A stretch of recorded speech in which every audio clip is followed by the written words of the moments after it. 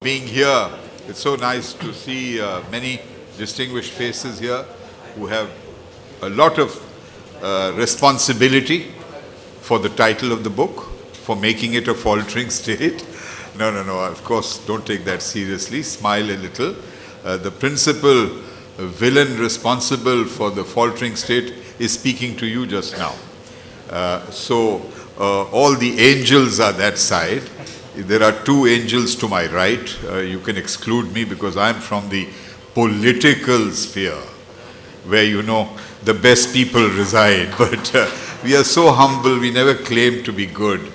But it's a pleasure and a privilege. Thank you, Amina and Asif Farooqi, for inviting me to moderate this session.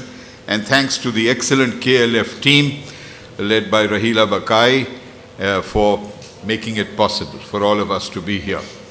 I believe it's my privilege to introduce Mr. Tariq Khosa, which I will do very shortly, and of course Mr. Babar Ayaz, seated to his right, in a country which is infamous for missing persons. We have a missing speaker, and Khuda na khasta, it is not due to the reasons why people sometimes disappear from Pakistan or in Pakistan. This is, I'm sure, entirely inadvertent.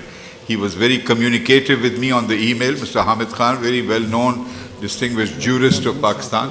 Mr. Babar Ayaz, as you know, is one of the most eminent media commentators in our country, a journalist, himself an author.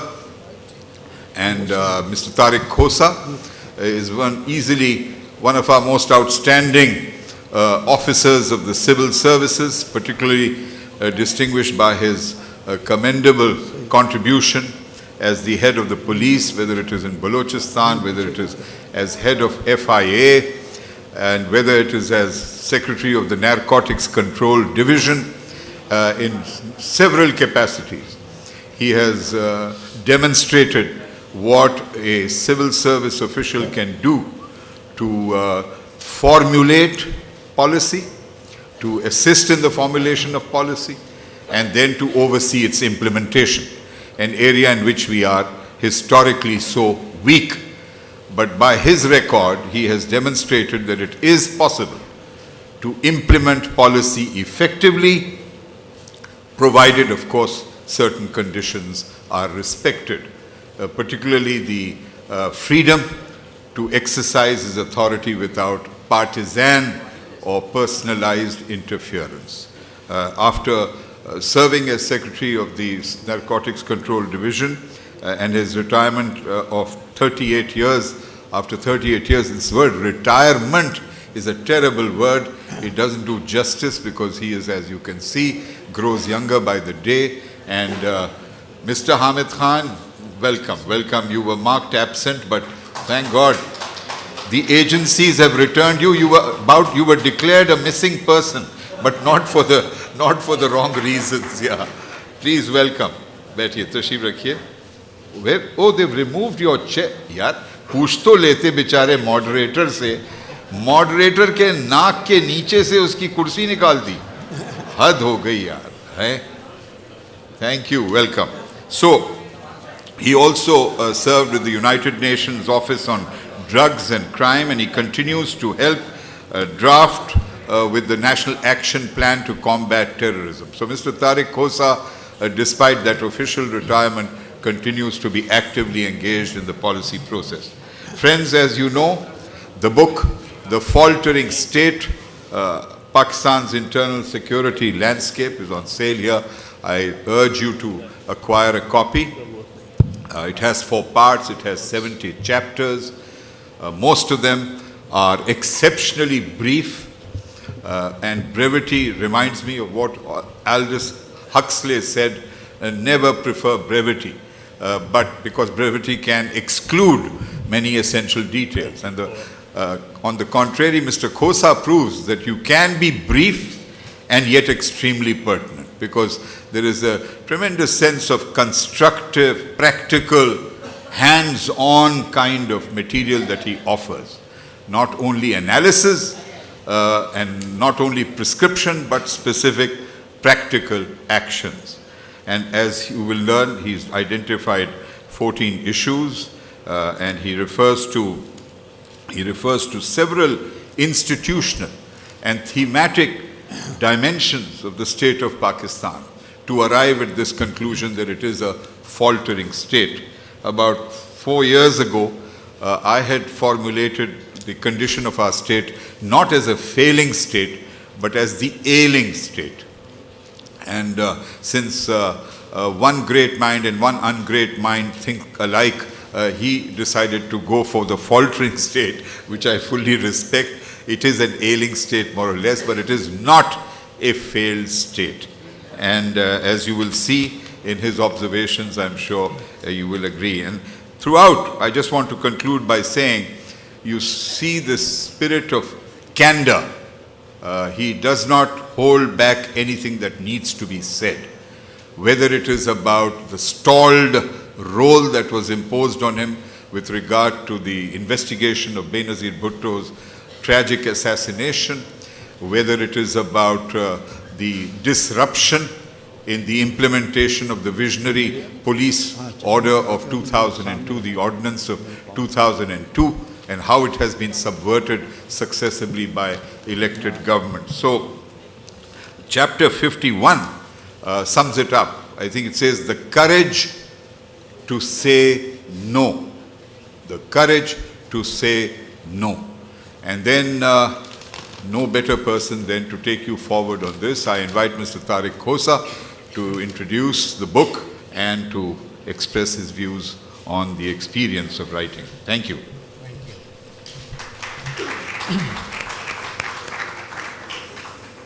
It's a great honor for me to share the stage with such eminent persons like Mr. Javed Jabbar, Mr. Babar Ayaz, and Mr. Hamid Khan, the renowned lawyer.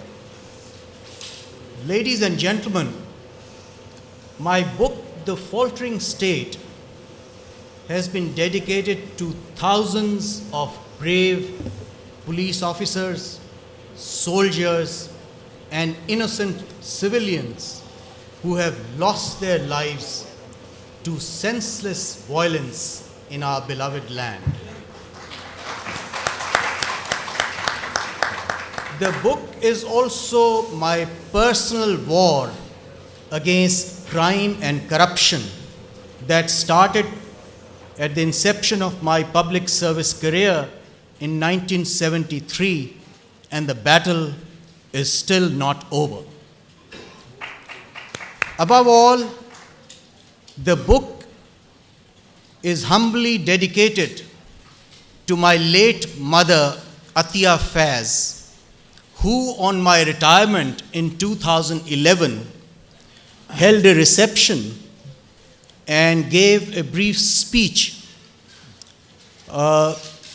And that speech is etched in my memory, and that speech inspired me to write this book.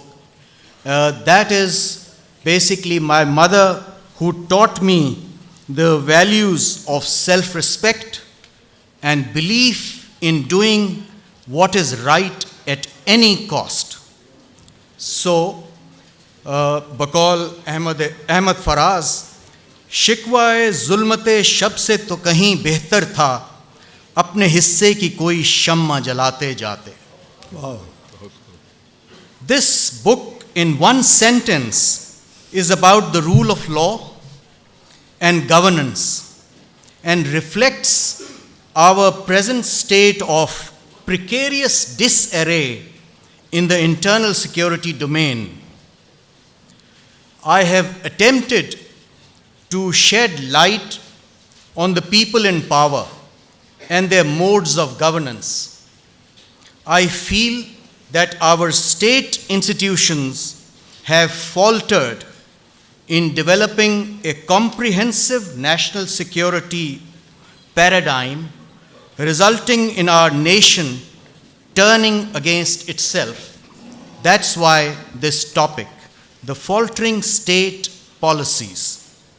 This book is a humble effort to inspire the brave, conscientious, and law-abiding citizens who aspire to a peaceful, progressive, and prosperous future for our great nation. Ladies and gentlemen, Pakistan is the fifth most populous nation. It has the sixth largest military in the world and is the seventh member of the all-powerful nuclear club. And yet, it is one of the most volatile and insecure countries. It seems to be at war with itself due to the policy blunders committed by political and military leadership that have been at the helm since our 9/11, the day Jinnah passed away in 1948, leaving behind a nation much like a rudderless ship. Ladies and gentlemen, Pakistan is not a failed state, but it is definitely a frail state despite a strong and resilient, though somewhat confused society. What is required is a comprehensive national security policy that discourages violent religious extremism and, while combating terrorism in all its forms and manifestations, leaving no place for non-state actors and militant outfits.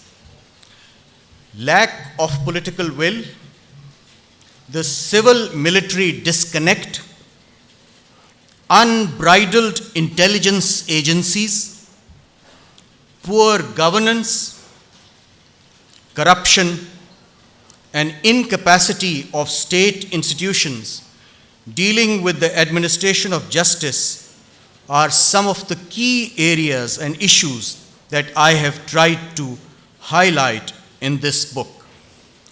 Ladies and gentlemen, this is my post-retirement book since 2011, covering the internal security challenges that we have encountered in the recent past. 2011, as you may recall, saw two US-related incidents directly related with our security establishment. Raymond Davis saga in Lahore in January, and Osama bin Laden capture and kill drama in Abbottabad in May. Same army chief and same head of the premier intelligence agency, with the same PPP-led political government. Now, the Davis-related email written immediately after arrest in Lahore, while he had killed 3 persons, was by the army chief giving a message through our former diplomat in London, conveying through email to Wali Nasser of the State Department and eventually reaching State Secretary Hillary Clinton.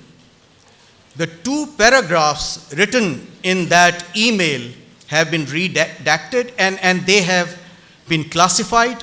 And despite this 2016 election issue in respect of the Clinton emails, those 2 paragraphs were never revealed.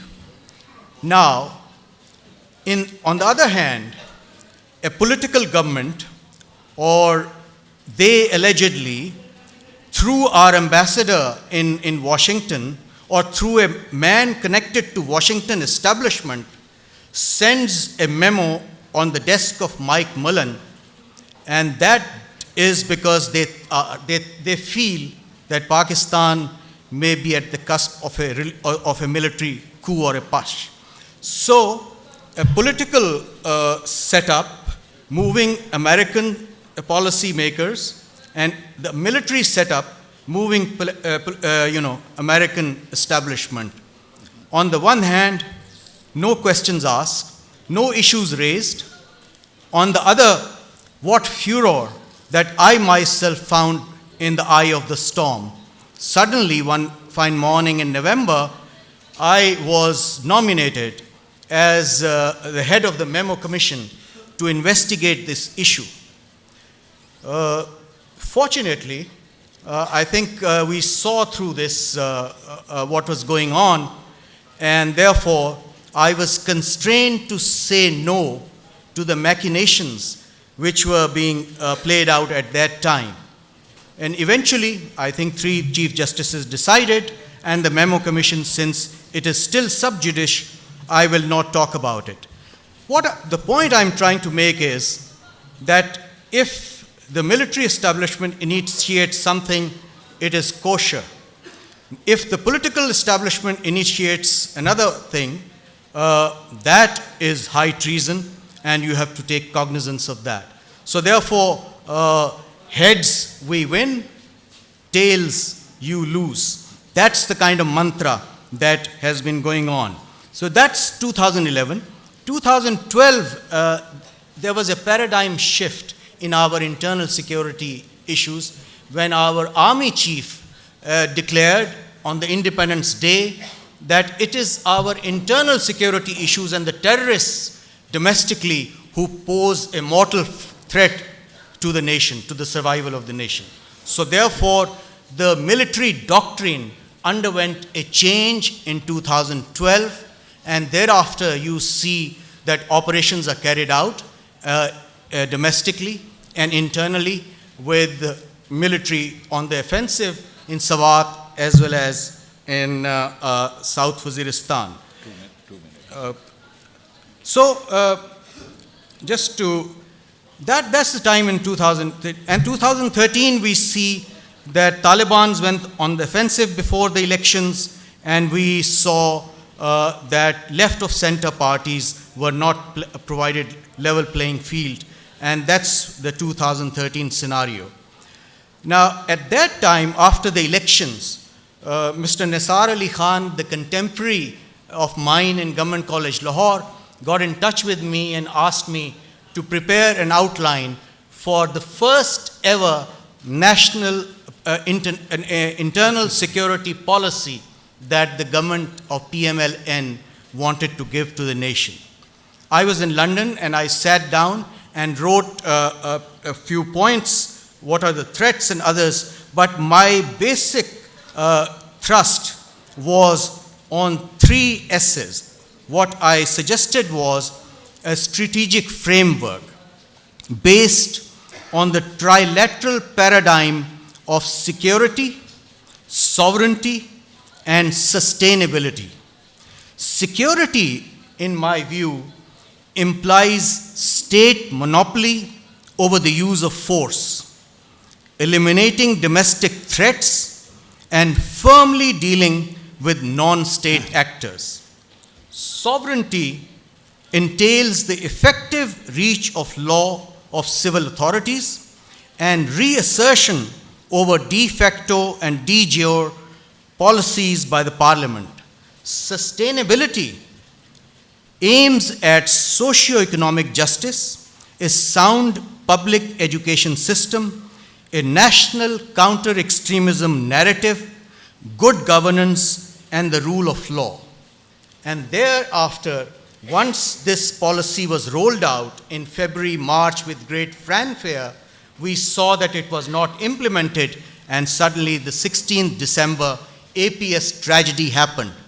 We got a call again from the Interior Minister, and a few professionals got together in Punjab House, Islamabad on 21st of December 2014 and drafted this 20-point National Action Plan. As a member of the working group of professionals who submitted a draft of the Counterterrorism National Action Plan on 21st December, I have a confession to make. Most of us who went to the Punjab House that day had security and law enforcement backgrounds. We were grieved by the carnage in Peshawar on 16 December, which had enraged the nation. We resolved to fight terrorism with the full might of the state.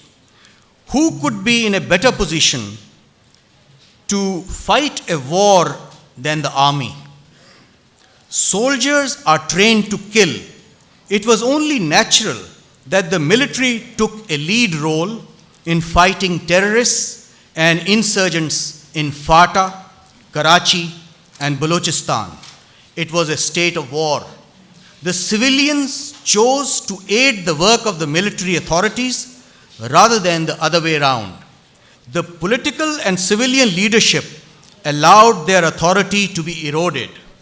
I found myself part of the minority that advocated building the capacity of the criminal justice institutions while upholding the due process of law, as well as fundamental rights, even of misguided militants. At no stage in this war should the state lose its moral authority.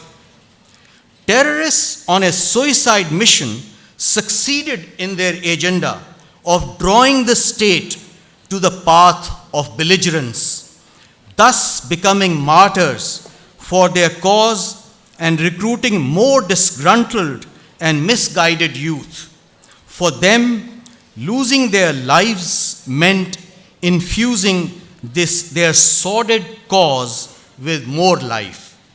The state failed to realize that even in fighting militants, one has to be just to criminals who, after all, are our own deviant citizens. And finally, ladies and gentlemen, the book has an overarching theme and thrust on the police reforms.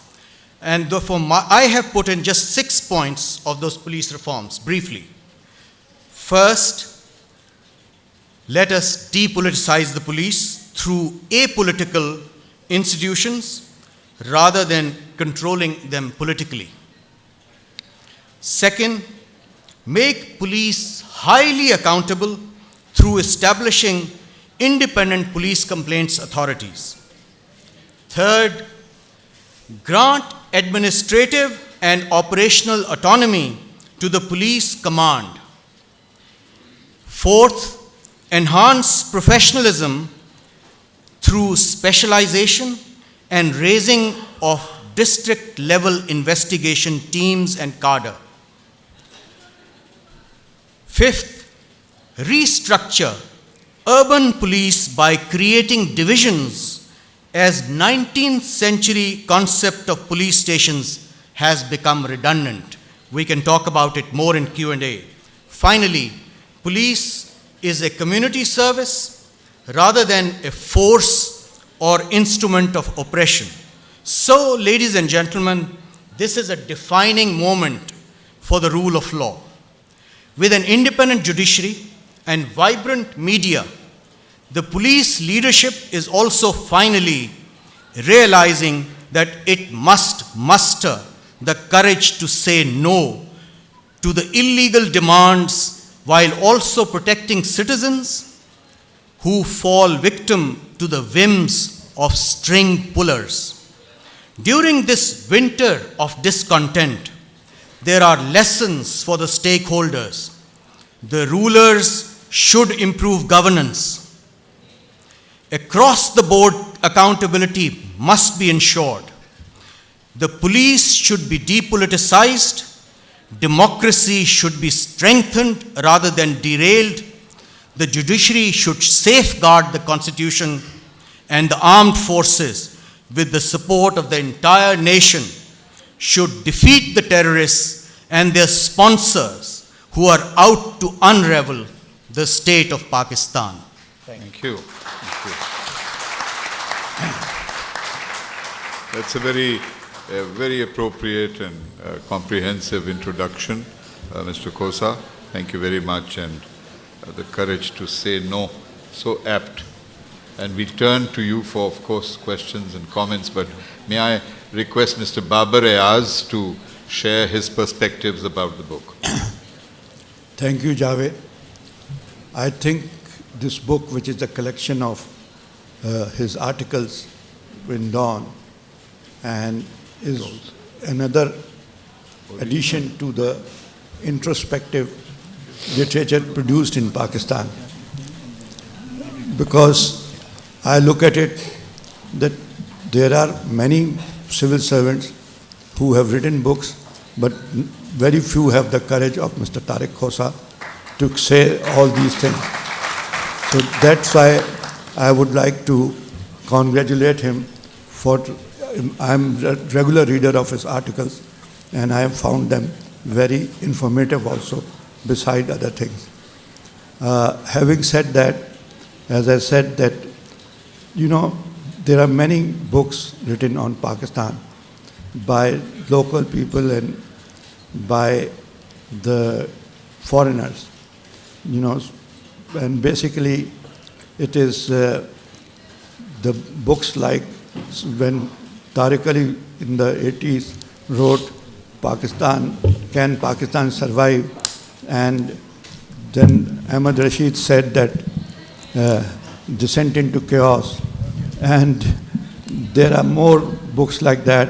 Khalid Ahmed, the eminent journalist, said that it's a failing state.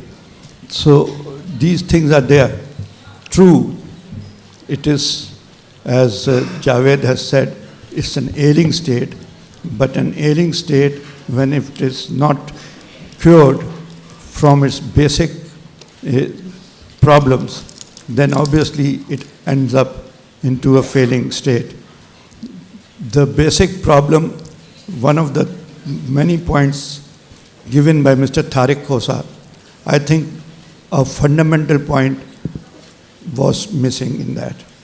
And that was that the army should stop interfering in the civil administration and should stop bothering or intriguing against all the democratic governments, which has been the history of Pakistan.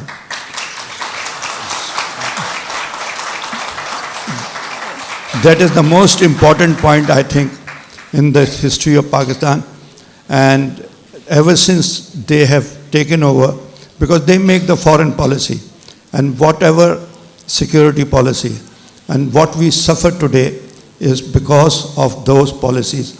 What Ziaul did, the country is still bleeding. And so are the other.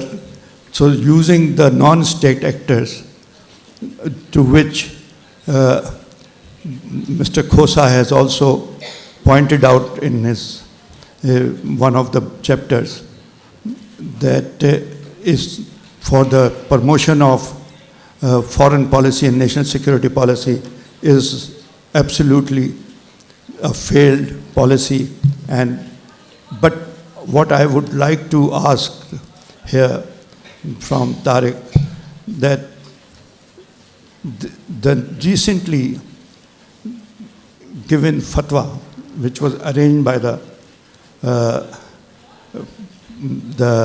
establishment of Pakistan by 1886 Maulvis and all kind of madrasas and sects, that has certain glimmer of hope. I don't know whether it is, I'm reading too much on it, but this fatwa has been very underplayed by the media. And because it says that the jihad can only be declared by the state only and not by the various groups.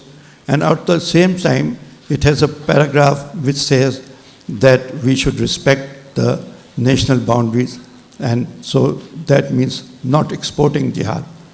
Now I wonder whether that has a support of the likes of Maulana Azhar, of Jaish Muhammad, or say Hafiz Saeed and his LET and all that. Taking that, I will come to my first question. I have just 4 major questions to raise. When you declined to head the Memogate Commission, you have amply explained that you didn't like Nawaz Sharif wearing the black coat and going to the court to raise this issue, and now the same people are suffering from the same things which they did. Did you at that point make out that it was basically a sting operation of Mr. Pasha and you didn't want to dirty your hand because you knew the establishment is too strong and you cannot blame them. So that is my first question. Should I give We all? have one more minute. You have 1 minute. Okay. No, I have two Yes. other questions also. In your chapter regarding Benazir assassination, you have talked about the UN report, but you know, the report actually clearly says that there were some intelligence officers who were dictating the two police officers to destroy the evidence. Does that mean that, because you said you wrote a confidential letter, and I don't know whether you would be able to share that with us, but does that mean that what was the role of Musharraf and his intelligence, which actually was dictating the officers, and because they colluded with the Taliban in killing Benazir? That was clear from the UN report also, which implicitly pointed out that the evidence was destroyed at the behest of certain unknown deep state actors. Thank you. No, Another there is, question? yeah, another question. Cool. The other question is regarding your chapter on and the Mumbai attacks, in which, when I read your article, because it is the same article, I was wondering, when Pakistan says that we don't have enough proof to convict these people like Hafiz Saeed and Lakwi, whether what you have given, that you had all the proofs gathered, so do you think that is not enough to punish these people? And also, beside that, there is ample literature of both Jaish Muhammad and Lashkar-e-Tayyiba, in which they have talked about and praised the people who go and wage jihad in India. So with all these things, they have been always sabotaging all the moves of normalizing relations with India. And as long as we have this problem with India, I think there is very little hope that the military will take the back seat. Thank you. Thank you, Babar. Thank you very much. Only because of constraint of time, I have to move on to Mr. Hamid Khan. Answers to your questions, I'm sure, will be provided by Mr. Khosa. Mr. Hamid Khan, Yes. please proceed, 7 to 8 minutes. Thank you. The book, The Faltering State, deals with the vital aspects of the security situation in Pakistan, particularly during the past few years. It raises issues that all of us are seriously concerned about. One gets to learn a lot about these issues from someone who has a deep insight into these areas relating to law and order, public order, and national security. His rich experience and expertise into these areas comes handy for the reader to understand the enormity of these issues. Mr. Tariq Khosa gives an impression of a true and sincere civil servant who tried to serve his country with dedication, commitment, and sincerity.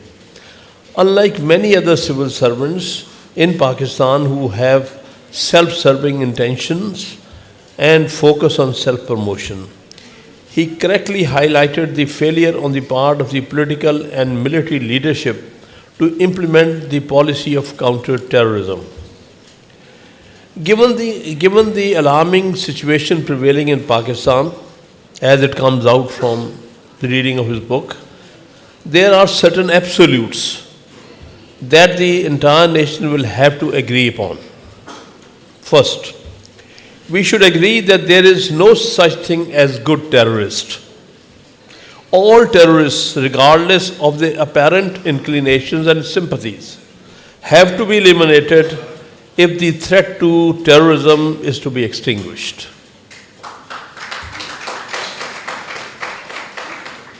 Second, there cannot be any private armies in the country. The Constitution already bans any private army, in whatever name they might be existing. There cannot be any non-state actors acting in the name of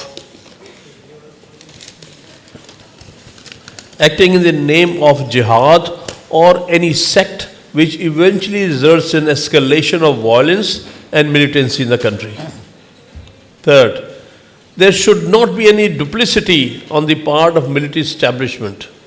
You cannot use non-state actors, whatever their avowed objects might be. 4. It should be ensured that the prescribed organization should not function in any other name like that of a charity or a relief organization. That's one of the main areas where we are deeply disturbed, because they show a different face, but actually they are pursuing a different kind of policy. 5. There should be high priority given to the protection of religious minorities in Pakistan.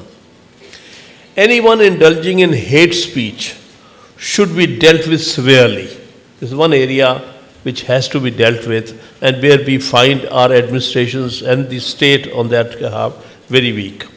Pakistan has already suffered enormously due to religious persecution and its perception abroad. 6. Madrasa should only operate under strict vigilance from the government. They must function under the government education departments. 7. The problem of missing persons should immediately be addressed.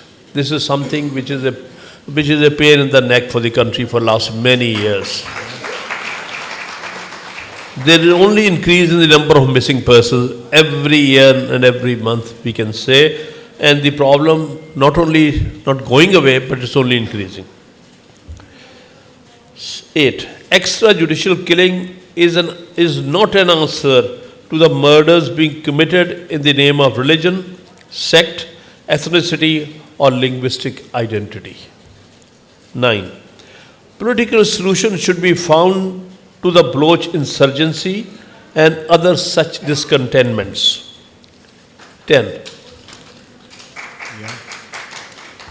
The criminal judicial system has to be revamped to ensure safety of investigators, prosecutors, and important witnesses. The most important venture that should be undertaken for the future security of the nation would be de-weaponization of the society. No one should be allowed to carry any weapon regardless of any justification. One great menace for this country has been widespread weaponization during and after the Afghan War of 1980s. All citizens should be provided equal security so that no person be forced to hire guards and gangs for his security. The state should be proactive and not reactive in its approach against terrorism, and all the weapons held by non-state actors should be immediately confiscated. The book is very readable, and Mr. Tariq Khosa, by dividing the book into short articles, has made it available for selective reading, though sometimes it gives the impression of being a collection of columns in newspapers. I would rather request Mr. Khosa to consider writing a history of the police in the subcontinent with its origins and subsequent development, particularly after the independence in 1947. Thank you so much. Thank you. Thank you, both our eminent speakers and the author, for setting out the framework of the book and the discussion. Very pertinent questions have been posed by the two distinguished commentators on the book, and due to the superb time management of the moderator, we are left with less than 20 minutes. By the time Mr. Tariq Khosa does justice or injustice to the questions that have been posed to him by those two discomforting individuals to his right, I don't know whether this Masoom Awam will get any chance to put the fewer questions you put, the better. Nothing as sublime as silence. So maybe start by requesting Mr. Khosa to respond to the initial set of questions. Well, thank you very much. I think this fatwa recently is a very good initiative on the part of National Counterterrorism Authority, which is in the process of building a national narrative against terrorism, against religious extremism, because National Action Plan, we found, focused more on kinetic aspects, and the long-term and more important aspect of violent extremism or religious extremism took a back seat. So therefore, this is a welcome development, but I'm also mindful of the fact that because of the recent Faizabad Dharna and how the mainstreaming of these militant organizations into the political mainstream strategy, I personally do not agree with, and also Faizabad was like a capitulation of the state before these bigots, which I totally am not for. And more recently, in the Mashal case. Yes, Mashal case is one point. Case, So Memogate, the point is, this was a direction or a national cause given to me after my retirement, but the way the proceedings were conducted and the way no notice was given to the state and other parties, and the way I was nominated, and my consent was sought, I could see that Memogate is not Watergate. They wanted me to be a hatchet man, and this is a political vendetta which was going on. And if I had undertaken this, I would have questioned the DG ISI, who had a questionable meeting with a Washington-based or a correspondent or one who wrote the memo or another things. So therefore, I would not have fought shy of undertaking it, but I declined it on a principle that justice should not only be done, but should be seen to be done, and a section of society had questioned my impartiality in that aspect. So therefore, I thought that as a police officer, my impartiality should never be under question. So therefore, I regretted to the Chief Justice. As the Benazir case, on the UN report, I did comment, and I have sent my remarks on the report to the Prime Minister. This was regarding overhauling the intelligence agencies, or it was to bring them under a legal framework and other aspects, but I can't go into details. There is an outstanding officer of DIG rank sitting in the audience who was part of this investigation team which the FIA had put in, and the FIA was able to later also indict General Musharraf, and we were looking for a main suspect who facilitated this, one from Sawat, Ibadur Rahman, and we told the intelligence agencies and everybody and the government that we need this man. The man was wiped off in a drone attack.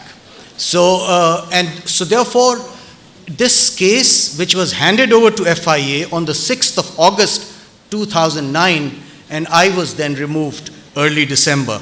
So not more to say on that, because this is incomplete. We were looking at all the aspects just a little thing. Sir. What about those officers, intelligence officers, who were dictating Mr. Saud and other people? That is an issue which Anti-Terrorism Court has already given its judgment, and so therefore at the time of JIT, it is this FIA JIT which had brought the evidence against those elements. And finally, on the Mumbai attacks case, we as investigation, we are not an intelligence agency, the FIA. We are an investigating agency. India, on the basis of a confessional statement of Ajmal Kasab, was able to get the penalty or death penalty. What I wrote that article for was immediately after UFA meeting on the 10th of July between the two prime ministers was that here is one case with two jurisdictions, two trial. And so therefore, to prove a criminal conspiracy is much more challenging and difficult. So therefore, we should not fight shy of sitting with the professionals of India and talking about those issues, because they have many skeletons in their cupboards, like Samjhota Express and those things. So we should, as professionals, be never shy away and talk about those issues. But as professional investigator, again giving credit to some of the people who are sitting in this hall, part of my team, they had the courage to indict those 7 LET proscribed organization militants, and we think that we collected enough evidence for further trial and proceedings. So those are the 4 issues that you raised. And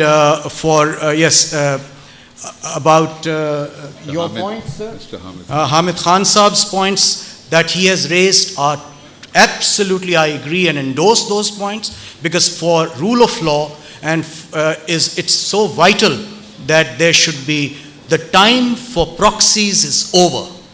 I think we should realize as a nation, and therefore try and shift the paradigm. You concluded? Yeah. Thank you. Thank you, Mr. Tariq Khosa, for your very forthright responses. We'll come to that. Yes, we'll come. I'm surprised, unpleasantly surprised. You've left time for these people to put questions. No, I have to you. talk to the police officers and civil society also. All right, yes. I've looked at, could you make the microphone available, please? Excuse me, management, the microphone for the floor. Just for the record, Munoz, who wrote the UN Commission report, excuse me, sir, just a minute. Munoz's report, after he wrote the report, he wrote a very interesting book called Getting Away with Murder. Yeah. And in that book, he reconfirms the fact that several hours before Benazir Bhutto tragically went to that public meeting, the DGISI was deputed by General Musharraf to call on Benazir Bhutto past midnight, strongly advising her not to attend the meeting. He cited intelligence reports received from the UAE and from Saudi Arabia, confirming that an attempt would be made. They said, we will do our best, but do not go. She courageously, unthinkingly decided to go ahead. So it would not be fair to say that the intelligence agencies were involved in deliberately planning, God forbid, that kind of assassination. Yeah, please go ahead. Assalamu alaikum. My name is Saqib, That and my issue I question can is for debate. yes, for Tariq Khosa Excuse Saab. me. Sir, Khadim Rizvi and his friends are getting stronger as the time goes by. Sorry? And Sorry? Khadim Rizvi, Khadim Tariq Rizvi, yeah, and his friends are getting stronger day by as the time goes by, and all of the state institutions are losing, as we see as youngsters. Is there somebody supporting their version of Pakistan? If yes, then why? And is there somebody supporting the version of missing persons? And if no, then why? Thank you. Shall we collect 3 questions? Sure, and then, sure, please. Yes, please. There was a gentleman there, and then Wajid Jawad. Yes, please, go ahead. Yourself, yes, I'll come to you. Wajid Jawad should be the third. Abhi, sorry. Please, go ahead. I guess my question is, Tariq Khosa Saab, is you speak about no proxies. You speak about, there was a lecture by Lieutenant General Tariq Khan, and he spoke right in the beginning, and he said, in front of 200 delegates from all over the world, he said, if there's anybody in this room who thinks that there is no government, no intelligence agency in the world that is not utilizing proxies, they're a fool. Because every government is utilizing a proxy. Yeah, yeah. And where does that leave us for the Pakistanis? Are we going to be the first nation in the world to say no to proxies?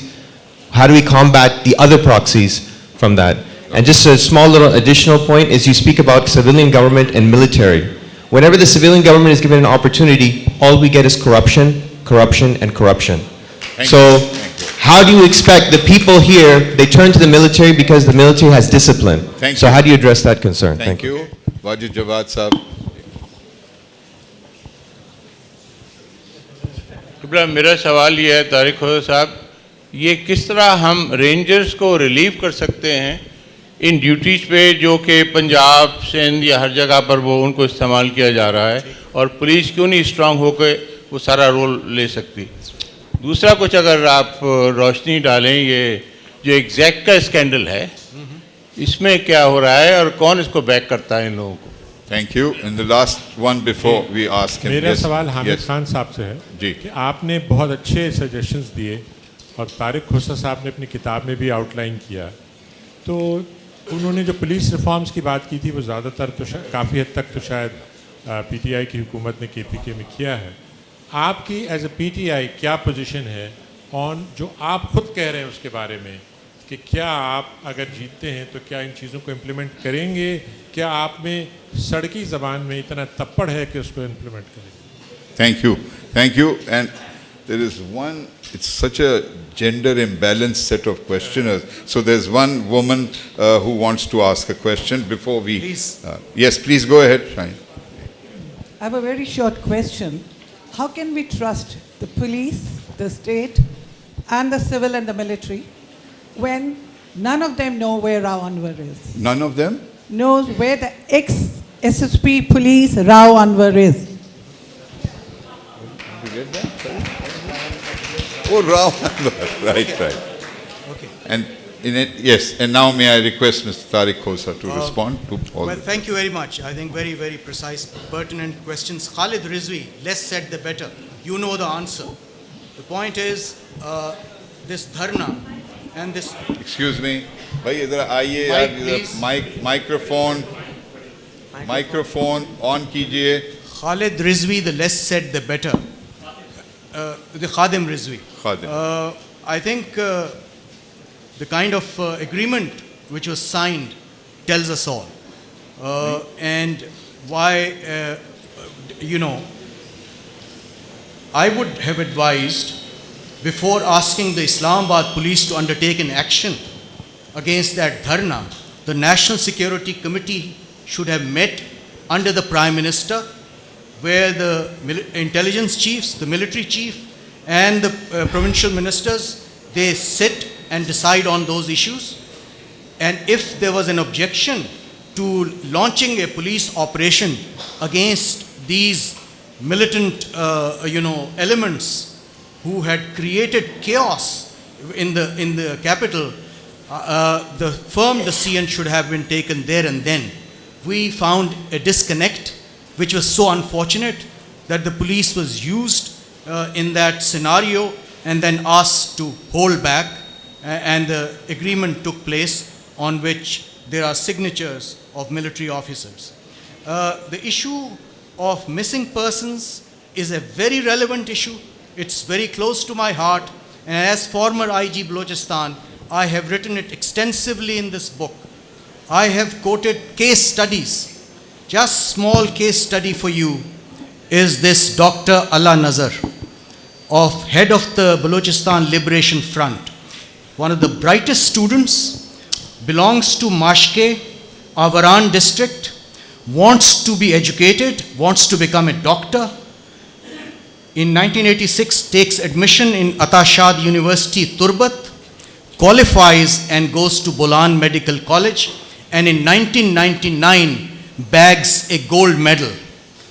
And that man then goes to Karachi, looking for avenues, prospects, but he left the regular BSO and joined BSO Azad, meaning thereby that they have differences within the Baloch sub-nationalists, and he wanted an Azad setup. He was picked up from Karachi in 2005, disappeared for 1 year, was produced in 2006 and went to jail, came out of the jail and went straight to the hills in Turbat. So this is a case study of a bright young Baloch student of middle class, because Balochistan sub-nationalist movement has been taken over by middle class youth. The Sardars are irrelevant now. One is sitting in Geneva, the other is sitting in London. And so therefore the people there, or whatever their numbers are, that's why it was a very important point in the National Action Plan that we must resort to reconciliation with these people who are angry youth. Let them empower them politically, economically, and their stakes should be for the future of this country. I have served in Balochistan. I have never heard any slogan against Pakistan. They always raise slogans against Punjabi, against army and those things. None against Pakistan. Akbar Bukti was not against Pakistan. And the way, so therefore, I have a strong feeling that Balochistan is your future. Balochistan has to be engaged, and Balochistan must be addressed. We have only 5 more minutes. Right, sir. Well, civil military and those aspects that you have raised, civilians, I have this big grouse against the political governments on the level of corruption. But let me also tell you, I have been, half of my service has been with the military regimes and others. I have seen no less corruption within the military regimes. On the issue of rangers, I am a firm believer, and it is part of my book. Look, police is your front line. Police takes on the terrorists. It's a law enforcement issue. We have to avoid militarization of internal security strategy. Civil armed forces, FC, rangers come in support of police. Intelligence agencies come in support of police. The military is the last muscle to provide the support. Everyone has to work together, but police has taken such big sacrifices, has given such great sacrifices that, and if you trust them and give this role to them, who succeeded in initial operation in Karachi when it was started, when this new government took over? It is the police and the intelligence bureau and their, lots of professional hard work, and a great commander of Karachi police who really made the difference. So police, given this authority, rangers should be eased out, and police should be firmly organized, restructured within Karachi to take law and order area. I wouldn't talk about exact scandal. It is sub judice, it is before the highest courts, but I must say that there is something fishy, and the original officer of FIA, who's director, whom I know as a very professional and honorable officer, he was conducting the investigations on correct lines. Thank you. And then there was to Mr. Hamid Khan, briefly, please. Thank you. Raw Anwar, I'll talk about to the police officers just now. I will talk to After that, to this on behalf of civil society. Yes. All right. Mr. Hamid Khan, please. आपने सवाल किया था The microphone. ये suggestions हैं जो मेरे paper में दर हकीकत किताब के मुताले से ही ये चीज़ें निकलती हैं, और मुल्की हालात भी ये बता रहे हैं, और ये कुछ करने की ज़रूरत है। लेकिन जो सियासी हालात हैं, जैसे आपने पूछा कि आप PTI कर सकेगी, मेरे नज़दीक हमारी किसी सियासी जमात में ये हिम्मत नहीं है कि मिलिट्री इस्टेब्लिशमेंट की मर्ज़ी के ख़िलाफ़ जा सके। Thank you.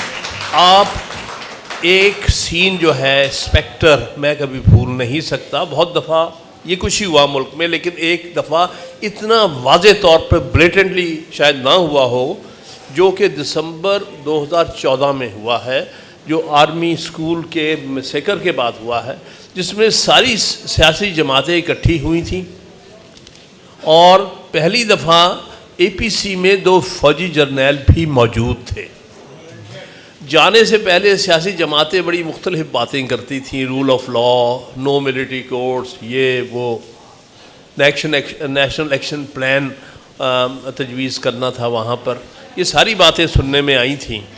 लेकिन जब जर्नैलों की छड़ी देखी तो सारी जमातों ने कहा जहाँ अंगूठा लगवाते हुए लगवा दो, इसमें कोई एक्सेप्शन नहीं है। Thank you. Thank you. Only one. We have scope for only one question. Ikram Sehgal. Sahib. Yes. Please, the microphone to Ikram. Udhar, piche. Ji. Yeah. Go ahead, Thank you, please. Javed. I was intrigued. First of all, I must commend my friend, Mr. Tariq Khosa. He's kept his integrity, which he showed in service post-retirement in this book also. And I must commend you, Tariq sir. The thing is that I'm intrigued by this word, good terrorist. There is no such thing as good or bad terrorist. All terrorists are bad. There is no such thing. But I'm also intrigued by the implication of terrorism being exported outside. Am I to assume that the people fighting inside Kashmir are all terrorists? All the indigenous people fighting inside Kashmir are all terrorists? Right? I'm sorry, that is not correct. And that is a perception we should give. They are freedom fighters. They are freedom fighters and they are fighting for their land. Right? Number one, we do not accept jihad to be exported outside. That is correct. You cannot allow it. But at the same time, you cannot take the propaganda of the enemy and say that the freedom fight is wrong. Thank you. Thank you. Would you like to? Yes, please. Mr. Ikram Sehgal, thank you very much for your sentiments. In this post-National Action Plan meeting on 21st January 2015 in the Prime Minister House, it was General Raheel Sharif who said that the distinction between good and bad Taliban is over. I raised this issue, sir. I'm very heartened with this. But the distinction between good and bad militants, I hope that is also over. And we have to have a policy regarding our strategic assets also. And he was mindful of the fact that they have to be taken on as well. And the present chief is also cognizant of this issue. So therefore, all the elements of national power have basically to take on these militants and Talibans or Daesh and those supporters who are doing this either across the border from Afghanistan or anywhere else. They have to be tackled. So therefore, I think I agree with your point that there is absolutely no such thing as good terrorists. Thank you. Thank you very much. And sorry, Shaheen, I'm obliged by constraint of time. But I'm coming to this. Of time. Please. Women should not be allowed to speak in any case. I mean, No. Not a single woman on the panel. No. Thank you, Amina Sayyed, for not putting a woman on the panel. She might have injected even more enlightenment into it. The greatest element and the point that I have put in this book is basically the whole of nation approach, and the women play a major role in counter-terrorism and all those extremism and those things and those aspects. Absolutely.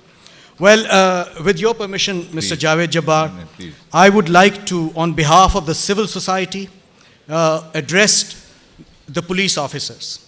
And I have I do it out of my experience and out of my heart. It's a hard talk, but policing in Pakistan is by far the most challenging profession.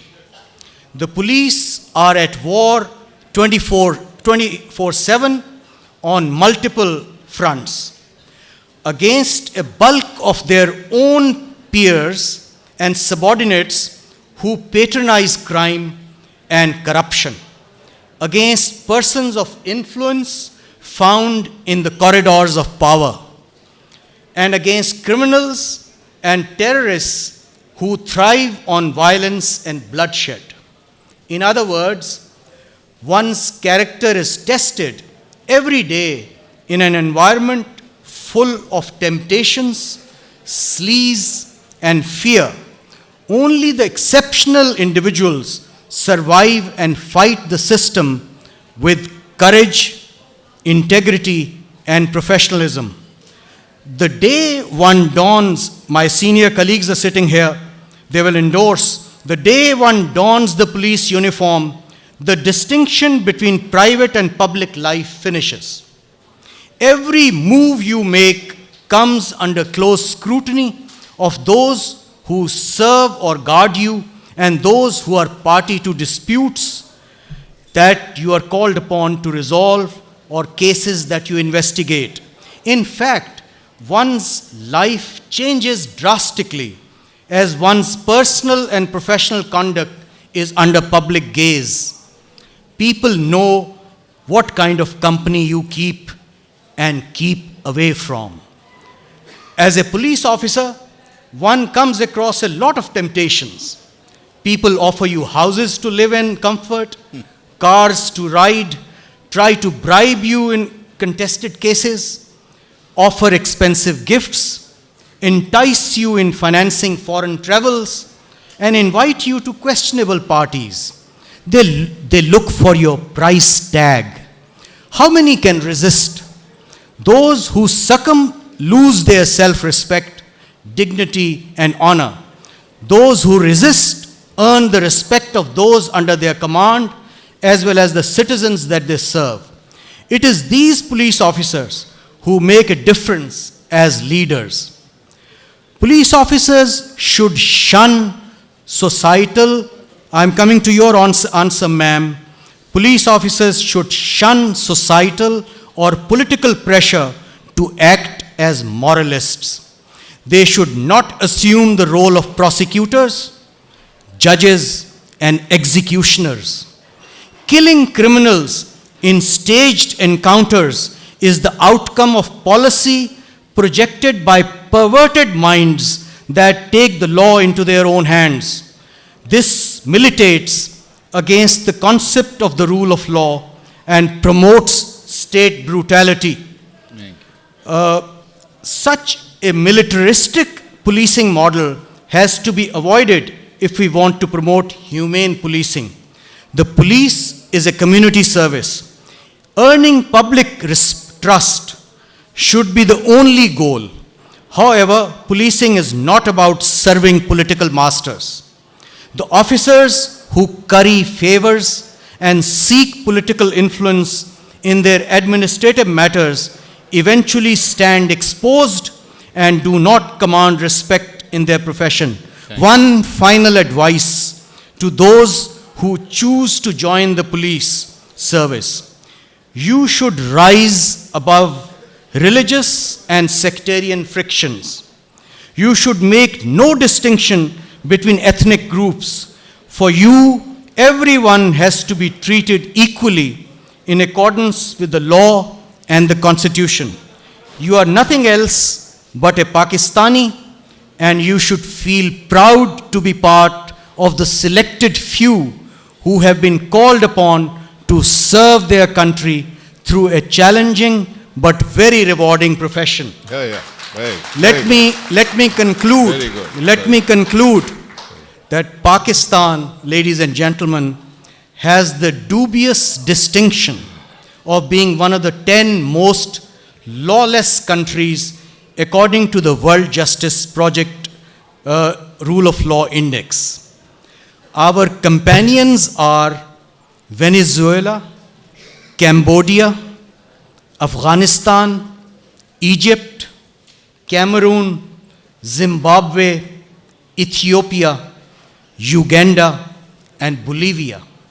Is this the hall of shame we are comfortable occupying? I ask. The answer is resounding no. There is no denying the relentless realities of corruption, injustice, violence that plague the country today. But there are two sides to every coin. The day is not far when people will rise for their rights and break free of their shackles to usher in a rule of law revolution. They will see that tomorrow has their name written all over it. Today is not yesterday. Come on, Pakistan, we must rise. Yeah. Thank you. That's tremendous. Apart from, thank you, Mr. Khosa, that's extremely motivating and inspiring. Apart from missing women on the panel, I think we needed obviously a retired senior military officer to speak on behalf of the military, our favorite institution. Yeah. But take a thought away. On page 103 of his book, he offers this morsel of a revealing statistic. There are about 625,000 policemen in Pakistan. Yeah. Per capita, we spend about 340,000 rupees on each policeman. In contrast, on each soldier, we spend about 1.1 million rupees. And therefore, provincial governments now in charge of a very large share of the federal divisible pool need to strengthen the police, not only financially, but through institutional reform.